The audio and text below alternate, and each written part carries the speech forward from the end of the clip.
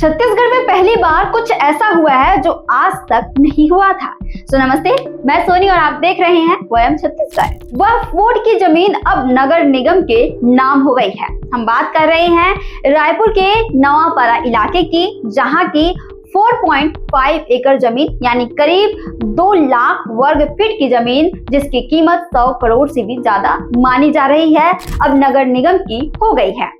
इतना ही नहीं, इस जमीन पर स्कूल, दुकानें, शौचालय, बिजली ऑफिस, मकान, मैदान सब कुछ बना हुआ है। 1920 और 21 से वक्फ बोर्ड का कब्जा था, लेकिन अब रिकॉर्ड में साफ हो गया है कि यह जमीन शुरू से ही नगर निगम और पुलिस विभाग के नाम पर थी। वक्फ बोर्ड ने कोर्ट में दावा किया कि यह जमीन उनकी है और फिर शुरू हुई तहकीकात। 100 साल पुराने रिकॉर्ड खंगाले गए। तहसील, एसडीएम, अपर कलेक्टर और यहाँ तक कि कमिश्नर कोर्ट ने भी साफ कह दिया कि जमीन नगर निगम की है। और अब तहसीलदारों ने इस जमीन का सीमांकन कर दिया। मतलब साफ है कि अब किराया, टैक्स सब कुछ नगर निगम वसूलेगा। 1 हफ्ते के अंदर यह जमीन सरकार के नाम चढ़ जाएगी।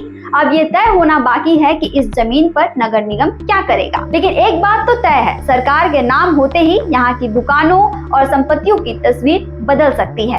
और ये अकेला मामला नहीं है। केंद्र सरकार की टीम अप्रैल में रायपुर आई थी और तब से पूरे राज्य में वक्फ बोर्ड की जमीनों की जांच चल रही है। मालवी रोड, रहमानिया चौक, मोआ, हलवाई लेन, एक्सप्रेस, कई जगह वक्फ बोर्ड ने दावा किया कि जमीन उनकी है। लेकिन अब ज्यादातर जगहों पर जांच चल रही है। कुछ जगहों पर अवैध कब्जे भी मिले। 22 से ज्यादा लोगों को नोटिस भेजा गया है। अब सवाल ये है कि क्या बाकी जगहों का भी यही हाल होगा? क्या वक्फ बोर्ड इन फैसलों को हाई कोर्ट में चुनौती देगा या छत्तीसगढ़ में वक्फ जमीनों की हकीकत सामने आएगी? इस खबर पर आपकी क्या राय है? कमेंट करके जरूर बताएं। छत्तीसगढ़ से जुड़े और अपडेट्स के लिए आप देखते रहें वयम छत्तीसगढ़।